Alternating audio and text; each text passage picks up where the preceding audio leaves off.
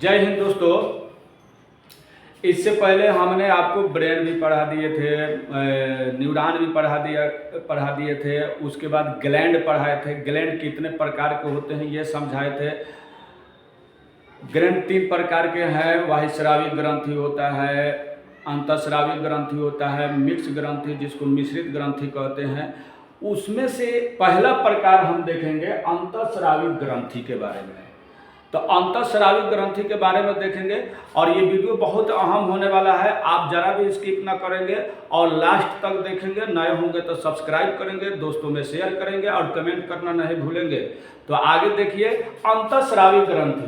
तो अंतःस्रावी ग्रंथि endocrine gland इसको इंग्लिश में बोलते हैं। डक्ट नहीं होता है, यानी नली इसमें नहीं होता है, हार्मोन ही निकलता है।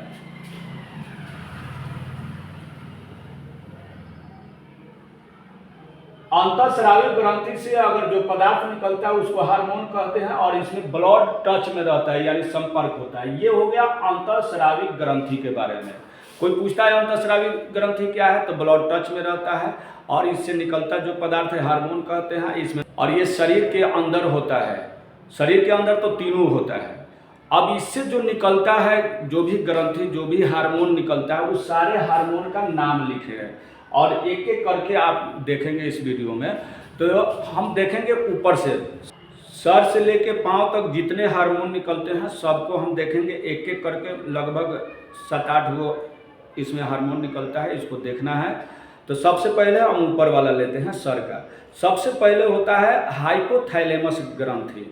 अच्छा, एक बात याद रखिएगा कि हाइपोथैलेमस ग्रंथि जो है ब्रेन में हम पढ़ाए हुए हैं कि ये लड़कियों में कम होता है, पुरुष में ज़्यादा होता है। घृणा, प्यार ये सबको उत्तेजित करता है। लड़कियों में बहुत कम होता है, इसलिए ओकरा सामने से सलमान खान भी गुजर जाए ना तो नहीं देखेगी कि कौन है। लेकिन लड़का में ये सबसे ज़्यादा होता है हाइपोथैलेमस। तो हाइपोथैलेमस को नर्वस सिस्टम भी कहा जाता है। हाइपोथैलेमस होता है ग्रंथि, ये ब्रेन में होता है। ये सब ब्रेन में होता है, ये ब्रेन में होता है। और ये होता क्या है, सबसे छोटा होता है। ये ब्रेन में सबसे छोटा होता है। अग्र मस्तिष्क का ये भाग है, यह बताए हैं हम। तो ब्रेन में होता है, छोटी होती है। अंतःस्रावित ग्रंथि जितने भी होते हैं इस सबको नियंत्रण करता है कौन? हाइपोथैलेमस। दूसरा नंबर पेनियल ग्लैंड होता है। इसको पेनियल हिंदी इंग्लिश सब एक के नाम है, बायोलॉजी में ज़्यादा करके हिंदी इंग्लिश सब एक नाम होता है। तो पेनियल ग्रंथि क्या होता है कि जो भगवान का तीसरी आंख होता है ना, जहाँ पर हम टीका लगाते हैं, यहाँ इसी को कहा जाता है पेनियल ग्रंथि। जब इसको फोड़ोगे, नीचे देखोगे ना तो छेदा के तरह होता है, क्या बोलते हैं, कैमरा के तरह छोटा सा। तो उसी को पेनियल ग्रंथि, तीसरी आंख इसको बोला गया। इसको बायोलॉजिकल ग्रंथि भी बोला गया। ये करता क्या है, तो ये 2 तरह के होता है। एगो मेलाटोनिन जो रात में त्वचा को काला दिखाता है। ये मेलाटोनिन जो निकलता है रात में, ये त्वचा जो होता है ना उसको काला दिखाता है। और दूसरा सेराटोनिन होता है। सेराटोनिन ये क्या होता है, पेनियल ग्रंथि में होता है। ये नींद लाता है। क्या करता है, रात को नींद लाता है। तो सेराटोनिन ये नींद लाता है, अजोर में नहीं आता है नींद, इसलिए अंधेरा करके सेराटोनिन कहता है कि अंधेरा कर दो, हम सो जाएंगे। बच्चे में ज़्यादा पाया जाता है, इसलिए माँ गोदी में लेकर उसको खिला देती है, बस सो जाता है बच्चा। और जैसे जैसे एज बढ़ता है ना, सेराटोनिन खत्म हो जाता है। बूढ़े लोग में सेराटोनिन होता ही नहीं है, इसलिए बूढ़ा लोग कम सोता है, ये ध्यान में रखेंगे। तो सेराटोनिन देख लिए कि ये नींद लाता है। तीसरा होता है पिट्यूटरी ग्रंथि, ये मस्तिष्क में ही है। पिट्यूटरी ग्रंथि जिसको पीयूष ग्रंथि कहते हैं या मास्टर ग्रंथि भी इसको कहा जाता है। ये मस्तिष्क का आधार होता है। अंतःस्रावी ग्रंथि को ये नियंत्रण करता है। ये पीयूष ग्रंथि जो होता है, मास्टर ग्रंथि, ये पूरे शरीर से जो अंतःस्रावी ग्रंथि निकलता है ना उस सबको कंट्रोल करता है। इसको भी 2 भाग में बांटा गया है। एगो बोला जाता है एंटेरियल लोब अग्रपिंडक, जो हार्मोन वृद्धि कराता है। अब जब हार्मोन वृद्धि होगा तो मांसपेशियां और हड्डी के वृद्धि को नियंत्रण करता है। मांसपेशियां और हड्डी के वृद्धि को नियंत्रण करता है। तो पिट्यूटरी ग्रंथि जो होता है, पीयूष ग्रंथि, मास्टर ग्रंथि, ये भी शरीर को अंतःस्रावी ग्रंथि जितने निकलते हैं सबको कंट्रोल करता है। ये दो भाग में बांटा है। ए में बोला जाता है एंटेरियर लोब यानी अग्रपिंडक, ये वृद्धि हार्मोन करता है, और जब वृद्धि हार्मोन करता है तो मांसपेशियां और क्या बोलता है हड्डी बढ़ेगा तो इसको नियंत्रण भी कर लेता है। इसी प्रकार आगे देखेंगे इसमें और लंबाई में वृद्धि कराता है। इसके कमी जब होता है तो आदमी बौना हो जाता है। ये मास्टर ग्रंथि का ही काम है। तो आगे देखते रहिए दूसरा भाग। आपने प्यूटरी ग्रंथि देखा जिसको मास्टर ग्रंथि कहते हैं। ग्रंथियों का ये बाप है, पिता है, दादा है, परदादा कह दो, ग्रंथियों का बाप है। पूरे शरीर के जो भी निकलता है ना अंतःस्रावी ग्रंथि उस सबको कंट्रोल करता है, इसीलिए उसको मास्टर ग्रंथि कहा जाता है। ये दो भाग थे। अग्रपिंडक जो अधिक निकलेगा तो वृद्धि कराएगा, इसकी कमी होगा तो क्या होगा, बौना हो जाएगा बच्चा।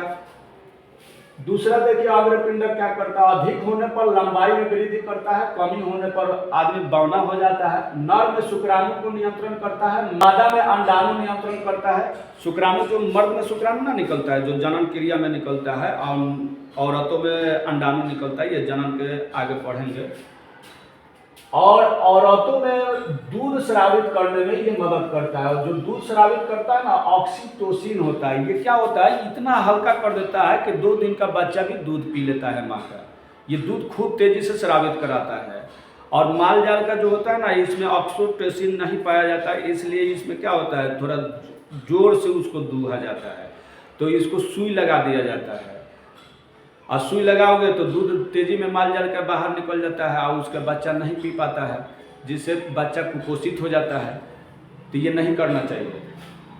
इसका बी नंबर यानी प्यूटरी ग्रंथि जो मास्टर ग्रंथि पढ़े उसका बी नंबर पश्चिम पिंड, ये क्या है, बच्चा जन्म में मदद करता है। ये जल को संतुलन शरीर में रखता है, और जिस औरत में जल संतुलन गड़बड़ाया रहता है उसको पानी चढ़ता है, उसी का पेट फाड़ कर ऑपरेशन कर कर बच्चा को जन्म कराया जाता है। तो पक्ष में पिंड अगर नहीं रहेगा तो बच्चा जन्म करने में दिक्कत होगा। और आपने देखा क्या कि अंतःस्रावी ग्रंथि में ऊपर से देखे कि क्या होता है, हाइपोथैलेमस होता है जो औरतों में कम पाया जाता है, घृणा प्यार ये सब देखता है। उसके बाद में आता है आपका पेनियल ग्रंथि, या उसके बाद प्यूटरी ग्रंथि मास्टर ग्रंथि। अंतःस्रावी ग्रंथि का तीसरा भाग देखेंगे थायराइड ग्लैंड यानी थायराइड ग्रंथि।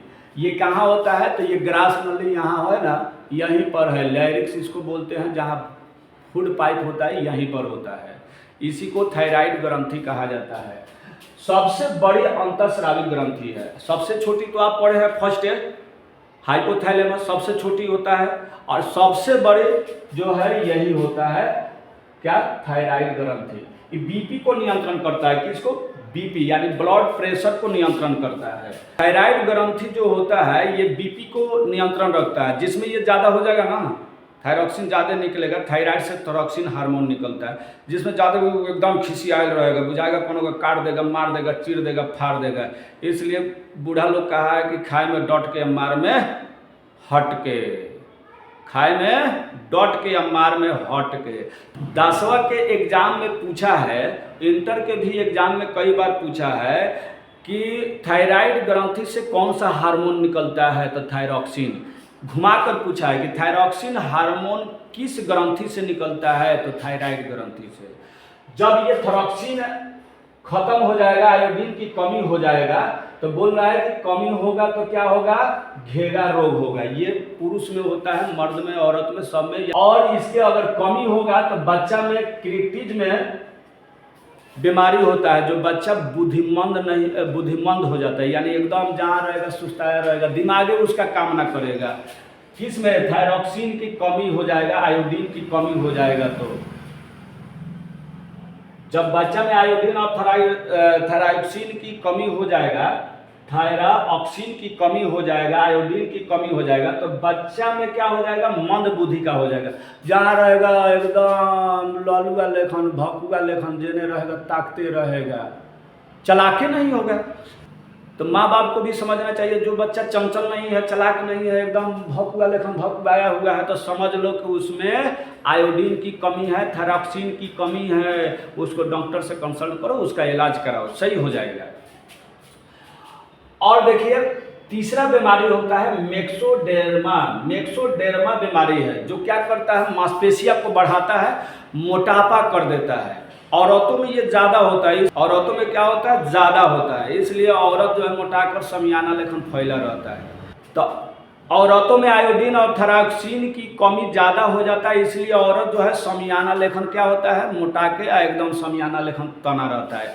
तो आगे इसी तरह वीडियो पर बने रहें, अभी आगे भी पढ़ना है। अभी तो तीसरा भाग देखे, अभी चौथा भाग देखेंगे, जनन ग्रंथि देखेंगे, आगे आपका पैराथायराइड ग्रंथि, एक बाद जनन ग्रंथि, अधिविरेचन एंड्रिनल, ये सब अभी धीरे धीरे आगे पढ़ेंगे।